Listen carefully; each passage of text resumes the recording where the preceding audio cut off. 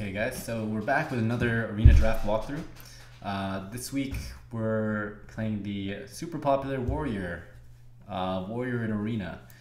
Yeah. So here we have a choice between Bloodsail Corsair, Azure Drake, and Twilight Drake. The easy choice is Azure Drake here. You guys know Azure Drake and know that's really good. Twilight Drake is not terrible, but generally I'd rather just have a 4 mana 4/5 over something that's weak to silence. And we never want to put ourselves vulnerable against just like losing. This is why Light Spawn is not very good in Arena, because your opponent plays a Spellbreaker, the Spellbreaker turns into a 4 mana 4/3, effectively kill your opponent's 4-drop. If you play something like that, you don't want to be vulnerable. You just want consistent plays, especially early when you're fighting for the board in the early game and mid game stages of the game. So Azure Drake, solid card, good value card. Yep. Bomber versus Bloodhound Raptor and Cult Master. So here's one of the things about Warrior. It's really hard to ping stuff as a Warrior, especially not only just ping stuff, but if you're playing a lot of weapons, your opponent's gonna try to play things that are better than your weapon, right? You have a Death Spite up for the first charge, or second charge, your opponent's gonna play something with 6 health, something slightly bigger. Things like Bomber come into play. Also, if you pick up things like Rampage or whatever, things like pings come in handy in those cases as well. Same with sorry, I was thinking about the card. It's called Battle Rage, Rampage. Also, it's just good to start to try to develop ping synergy in Warrior. So solid, one of the best, maybe the best 2-drop you can get in Warrior, Mad Bomber. So here, Silver Moon Guardian versus Warbot. Warbot, you can't really ever recover the Warbot dying for free to 3/2 because you don't have the ping. Might be slightly better with a lot of Mad Bombers or Cruel Taskmasters. We don't have that yet. So I think the more consistent and safe pick would be Silver Moon Guardian. So we'll go with that. Not the best 4-drop, but honestly not terrible. I think Silver Moon Guardian gets a bad rap. Especially played on 4, it's not so bad. Your opponent pings it, then they only have enough mana to play a 2-drop, which it trades with. Then effectively your opponent played a 4 mana 2-drop with their ping, and you played something 4 mana 3/3 that negates their ping. So it's it's okay. It's just in the late game it's not very good. It's a problem against ping classes, but generally it's not terrible. Here, Cruel Taskmaster versus Arcanite Reaper versus Bloodsail Raider. All 3 of these cards are premiums in Warrior. Bloodsail Raider a little bit less so, because you need the weapons first before you can start picking things like Bloodsail Raider really highly. Cruel Taskmaster, once again, the ping is extremely valuable, and that 1 damage ping gets a lot of value in non-ping classes like Warrior.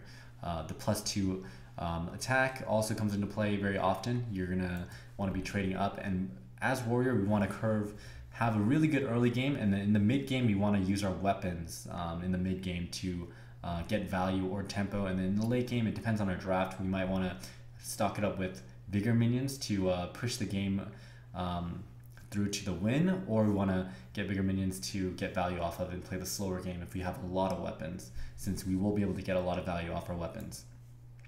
So here, what would I choose between Arcanite Reaper or Cruel Taskmaster this early on?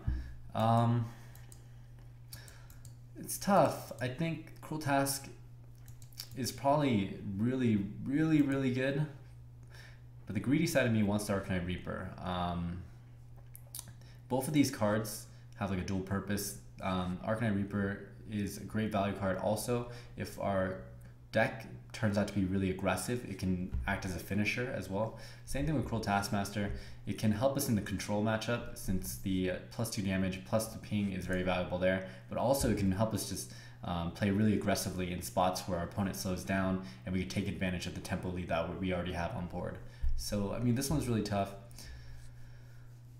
I'll go with the first weapon over Cruel Task. I think that's fine. But then again, I really, really value the ping very high. Alright, we'll go with the first weapon. It's fine. I think it's so close that it shouldn't matter.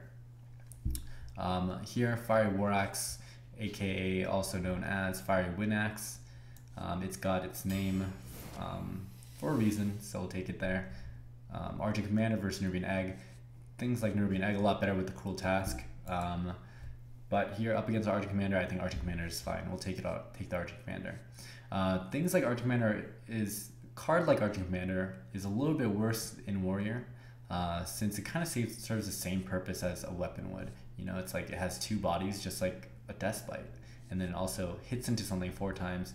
That's why it does other things, but if you think about just like how the cards work, they do the same thing, and we really don't need that as much. Maybe we want to just have like solid drops, so something like a Boulder Fist Ogre may be better than Argent Commander in Warrior. So there's that. But over a Nubian Egg with no activator, I think that's fine.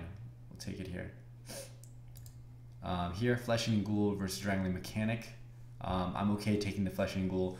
We are a little bit better with things like Questing Adventure or Flesh Eating Ghoul in Warrior, since we're more able to protect it with our Fire War Axes or Deathbite or our Wrathy Weaponsmiths. So it's a little bit better in that way. So we'll take it. Also gives us a weird win condition where we can just snowball very early. It's not impossible. Here we already have an Arcanite Reaper, so I'm not so keen on taking a second one. Here, the Potted Shredder. The Potted Shredder is actually, we talked about this with the Hearth Arena guys, and Potted Shredder apparently is the most common card in 12-win decks recorded on Hearth Arena. So that just goes to show how valuable the Death Rattle on a solid 4-drop, just like a consistent 4-drop that sticks on the board is, especially in Warrior, where once again your opponents are going to play something slightly bigger. We play Arcanite Reaper, they're going to play something like, I don't know, what's a 5-drop that survives it? Pretty much every 5-drop. Let's say that they play Spiteful Smith. You need something on the board to help you edge out that extra damage. That doesn't sound so great running a Potted Shredder and Arcanite Reaper in, but you know what I mean. Something that sticks on the board helps us make better use out of our weapons. And this is how I see Warriors fail a lot, is they don't have anything on the board and they expect to play off the board with just weapons. And in the late game stages of the match, they're kind of just like facing up against a Sunwalker and they have no minions on the board and they have an Arcanite Reaper and they have to run the Arcanite Reaper into Divine Shield. That's how you don't want to play. So something that sticks on the board in the early mid game is exactly what we want. And speaking of Sunwalker, here it is. Sunwalker is insanely good. Once again, we talked to the Hearth Arena guys, and apparently Sunwalker is the highest, most common rare neutral card in 12-win decks. More common than Azure Drake. So there you go, guys. Sunwalker, the new Azure Drake. Sea Giant versus Potted Sky Golem. Here we'll go with the Sea Giant. We're not really a class that floods the board, but I think just in general, Sea Giant might be slightly better. But then again, we could probably protect the Potted Sky Golem from trading down, since weapons are really good at dealing with smaller stuff as opposed to expecting it to deal with something really large. So I mean, if we had to kill something large, this is where the Potted Sky Golem comes in. And then for all the little guys that threaten Potted Sky Golem, we can protect Potted Sky Golem from them with our weapons. That's tough. Yeah, we'll go with it. It sticks on the board. Maybe we just want something more consistent. Also, it's better against something like Assassinate. I don't know. It's not very... I see this option a lot, and sometimes I go Sea Giant, sometimes I go Potted Sky Golem. In a class where I flood the board, I'm more willing to go Sea Giant, but in Warrior, maybe I will try out this Potted Sky Golem. I think it's fine. So here we have Fire War Axe versus Deathbite. So how I see this is we have a lot of ways to deal 4. We have the Potted Shredder, with Argent Commander, the Sunwalker, the Azure Drake even. So maybe Deathbite is not the pick here, but also the Death Rattle actually is really useful in Warrior.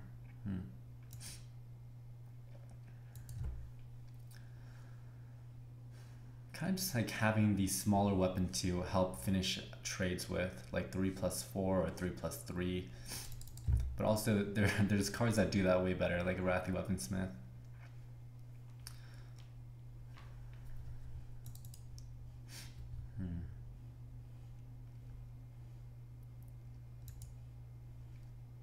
As a first pick between Fire War Axe and Deathbite, I probably would go with the Fire War Axe, but if I saw that pick again for the second pick, I might want some variety. I don't know if we want variety here though. if we take the second Fiery War Axe, we're more likely to be able to deal with the early game without more 2-drops. So that would make our deck a little bit heavier, and we can try to make this more of a value-oriented warrior deck. Maybe that's the route we want to go.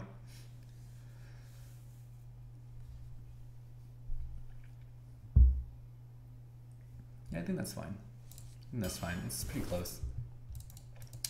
Here we got the Execute, so there's another card that synergizes with the ping. We probably want the Execute here. I think one Execute is good. If not, like preferable. It's a great tempo card.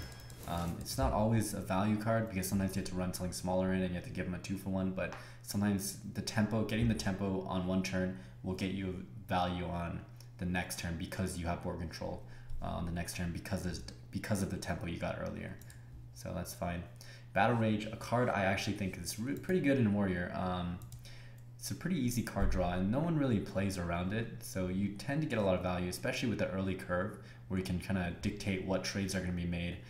You can kind of make it so Battle Rage is a lot better. Up against a Micro Machine. Also, one thing I'm not too worried about is card value in this deck. We have a ton of value cards: the Azure Drake, the Archer Commander, Sunwalker, the Pilot Sky Golem, the Arcanite Reaper. So our late game is like pretty much set. Maybe we don't need Battle Rage because of that. Maybe we'd be more keen on picking up something that'll help us on the board or help us, you know, just fill up our 2 slot a little bit more.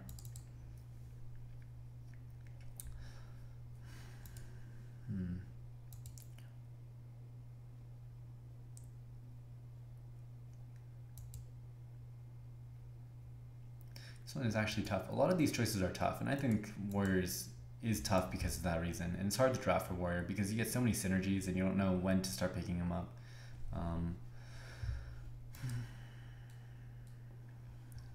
I'm really between the Micro Machine and the Battle Rage right now. We'll take the Battle Rage, and if we take the Battle Rage here, we gotta really focus on curving out correctly, because if we take the Battle Rage, our late game is set. We don't have to worry about card draw or playing big stuff. So here, easy Scarlet Crusader. Once again, we need very solid curve plays because we were really greedy with the Battle Rage and all these late game cards. So we'll take the Scarlet Crusader so we don't get run over. Gibbon Stalker versus Korkron. This isn't exactly a rush deck, so I don't think Korkron is appropriate, although Korkron is really good in Warrior. This is something that I didn't think was true. Maybe even like 2 months ago, I used to think Korkron was terrible just because of the stats, but honestly, it does come into play a lot where it helps you transition from a control style of play to a more aggressive style of play very quickly. But here, I think Giblin might be more appropriate since this is more of a value control warrior. Here we'll take the Deathbite. So we'll talk about Warthlong Commander. It's honestly pretty decent, if not good, in Warrior. Depending on what your deck kind of looks like, it's better or worse. But in this deck, it should do fine. We have the Giblin, the Mad Bomber, the Flesh-Eating Ghoul, the Scarlet Crusader, the Silvermoon Guardian. They all work with the Warsong. And the charge actually does come into play a lot. I think it's fine. It's not super good in this deck since we're going for more of a slow game, but it can come in handy when we need to remove something, so we'll take it. Whoa. Ardent Squire versus Whirling Blades, or Whirlwind. Once again, having something to help you edge out the kill on bigger minions than your weapon is probably very good. Since we do have the Double Fire War Axe and the Deathbite and the Arcanite Reaper, we have a good amount of weapons. Maybe we want the Argent Squire on the board so we can help deal with something that's slightly bigger than those weapons. We'll take it here. The Whirlwind, not really amazing in this deck. If we had a couple like Acolyte of Pains or even like Frothing Berserkers or anything with more synergy, it would be better. Maybe more Executes, but I don't think it fits this deck very well. Here, as a first pick, this would actually be really tough. If as like a first pick I took Nightblade, I would probably gear my deck towards being more aggressive. Since Warrior, if you're playing Warrior, you're already at a disadvantage because the class is so weak in the meta. It's really weak against Paladin, because the Paladin just flood the board with 1/1s and you have no way to deal with the 1/1s as a warrior. So you have to do really awkward things like fire rocks into a 1/1 sometimes. And against Mage, you just get frozen all day, all game, and it's just not very good. So, I mean, gearing your deck more aggressively helps you go through less of your cards against that opponent. So you're less likely to see the negative effects of the matchup if the game is shorter. But here, with this deck, I think the Fang Creeper is probably more appropriate. We have a lot of weapons, and we're going to be in a spot where we take a lot of damage, and we just need to stabilize for a couple of turns, and just make sure we can get our health back up with our hero power. So, take the taunt. Ooh. Ooh. Alright, we got the Gorehowl, Crush, and Recombobulator. So, this is a little bit unfortunate. We have so many weapons. We have 2, 3, 4. That's a lot. We're 2/3 through our draft. Gorehowl is insanely good in Arena. It's probably maybe the best value card in the game. Having said that, we also kind of want Crush. I don't know how many times we can run our face into things. And one thing I'm really against is just having so many weapons that your hand is just full of weapons and you can never get them out. I hate losing games where I have a ton of cards in my hand and there's nothing I could do on board.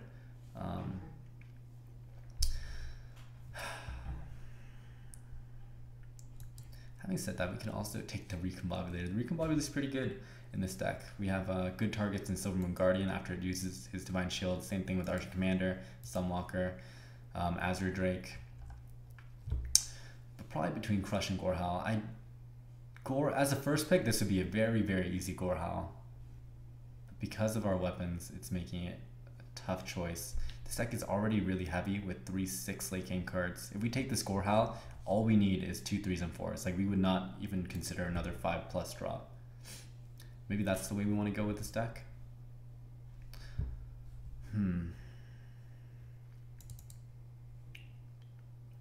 All right, let's do it. It's like somewhat rare that you get a Gorehowl in your warrior deck, so let's take it. It's fine. Maybe a little bit greedy, but I think we'll be able to make it work. Here, I'll take a Youthful Brew. I'll rant about this on stream a lot, where I say that 2/3s, 2-mana 2/3s are really bad in non-ping classes, just because you can't get the value off like another 2/3 when your opponent's like a mage and they play a Snow Chugger.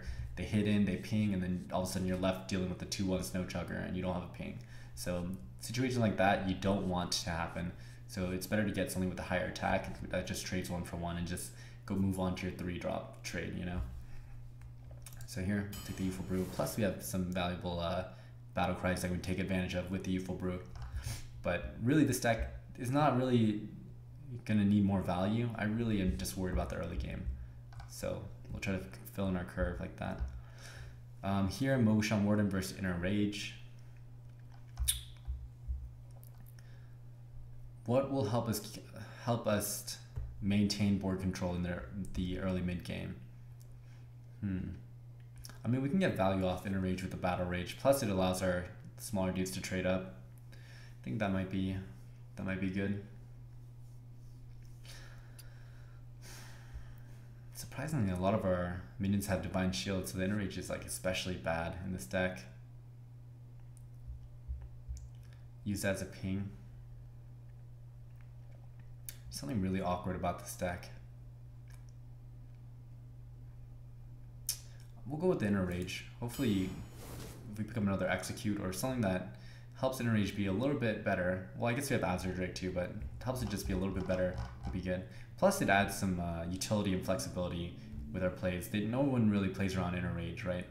So maybe that small tempo boost of getting like a Moonfire will come in handy. And it does. I laugh about it, but it does. It's definitely not a non-factor. And we'll do something. Here we have a Oasis Snapjaw. I'll take it over Frostwolf just because I need something earlier than turn 5. I think we need to really focus here on the 2, 3, 4 slot. Here, easy slam pick, help our weapons be better. Spellbreaker versus Whirlwind. Don't really need the Whirlwind. We don't have enough ping synergy.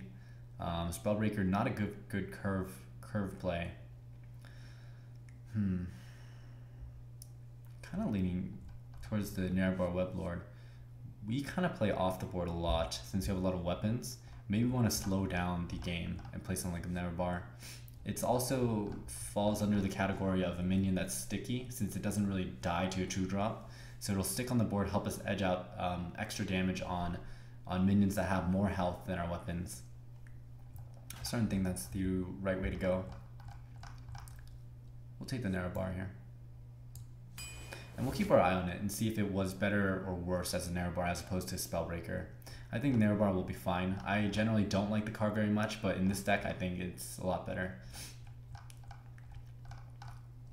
Battle Rage versus Fire War Axe. We definitely don't want another Battle Rage. This deck is heavy enough. We'll take the Fire War Axe. Here we have another Inner Rage versus Warzone Commander, or the Charge. Charge is a little bit too expensive. I don't see us ever having enough mana for Charge, especially since our problem exists in the mid game, not really the late game. So probably between Warsong Commander and Inner Rage. Do we want another Inner Rage? I don't think we want another Warsong Commander. I think that's the bigger reason. At least the Inner Rage will give us tempo. The Warsong Commander is minus tempo since we are playing a weak 3-drop for the turn, and we never want to play Warsong Commander on turn 3. It's more of a late game play where we combo with another card. Probably go with the Inner Rage here. Bloodsail Raider versus Arathi Weaponsmith. We definitely need 4s. Arathi Weaponsmith is really good, but maybe we want to go with the Bloodsail Raider. We can protect it, and it'll help us stay alive in the early game. I think that's fine, and we have a lot of weapons to synergize with it as well. And I don't see us trying to hit into so many things with this 2/2 weapon, the Gore Howl, the Arcanite Reaper, the Deathbite, and the Triple Fire War Axe. We have a ton of weapons, so it makes the card a lot worse. Jungle Panther versus Kor'kron Elite. So let's look at our curve. We have 1 1-drop, we have 3 Fire War Axes, and 5 2-drops. We have 1, 2, 3-ish 3-drops. Warsong Commander, once again, doesn't really count because we can't reliably have it maintain our board on turn 3. And we have 1, 2, 3, 4 drops. Looks like we need both 3 and 4 drops. What would be better? Once again, the problem with Kor'kron Elite, it kind of does the same thing as a lot of our weapons. It's just removing one thing.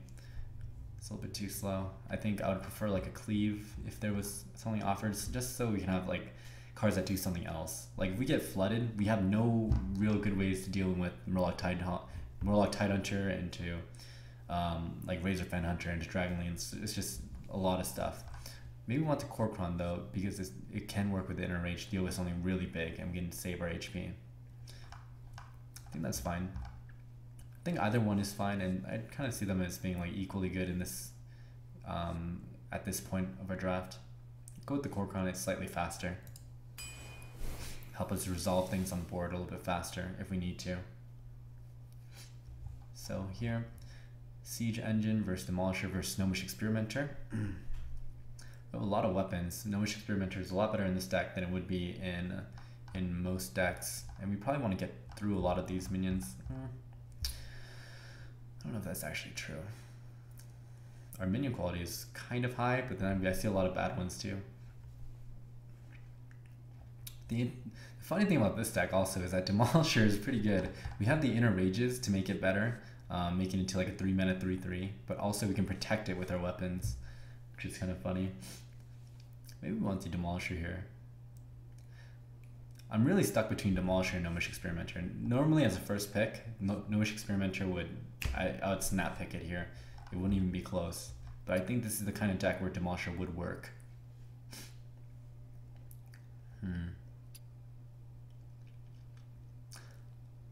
I'll go with the Gnomish Experimenter. It works with the Warsong Commander. We can even charge out the chicken. Not only that, but once again, we want small things, and really we want to stick on the board, even if it's with a 3/2 and a 1/1 chicken. We'll have something on the board to just stick and you know, kind of just deal with our opponent's stuff with our weapons with. So there's that.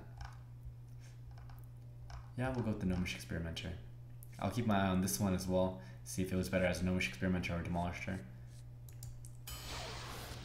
So here we have 2 cards to keep our eye on. the Gnomish Experimenter versus Demolisher, and the Narrow Bar Weblord versus Spellbreaker. And we'll see which one was better. Honestly, this deck has a lot of value cards, so we don't really have to worry about the control matchups.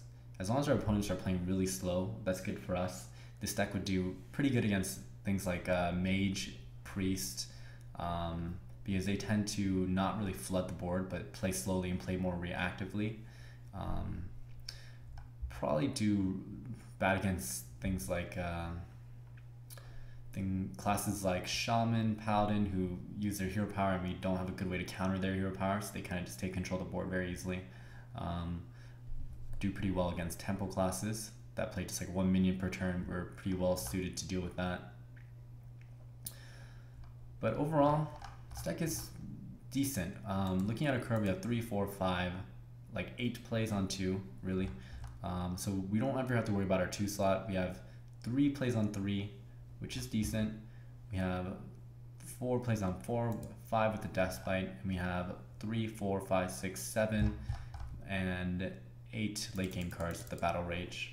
So as long as we survive the mid game of this deck, I think we'll be fine. I like this Warrior deck. It has a lot of high quality cards, and I think the games are going to be really fun to play. I'll say that I'll predict that this deck will go 8.5 wins. Is that a coward's guess? 8.5. I'll say that it'll go 9. I'll say it. I think it'll go 9. I think it's good. As long as we don't get rushed down, we'll be fine. You guys can laugh at me when this deck does horribly. But yeah, I hope you guys enjoyed that draft walkthrough. And make sure you check out the stream at twitch.tv/Ratsmah. And I'll see you guys next time. See you later.